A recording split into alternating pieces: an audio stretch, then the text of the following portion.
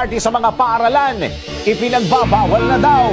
Alamin kung fact or fake. Isa sa mga pinakaabangang okasyon ng mga estudyante taon-taon ay ang Christmas party sa mga paaralan. Yung iba, nakakabili lang ng mga bagong damit para sa okasyong ito. Dagdag pa ang saya kapag nakikipagbalitan ng regalo sa mga kaklase at guro. Pero totoo nga ba ang kumakalat na balita online na ipinagbabawal na ang Christmas party sa mga paaralan? Alamin natin kung fact or fake. Alamin mo na kung tama o mali, kung totoo o hindi. Walang peke. DWIC. Fact or fake. Nilinaw ng Department of Education na hindi pinagbabawal ang Christmas party sa mga paaralan at tinuring ang mga kumalat na post sa social media bilang fake news. Binigyang din ng ahensya na wala silang nilabas na anunsyo tungkol sa pagkansila ng Christmas.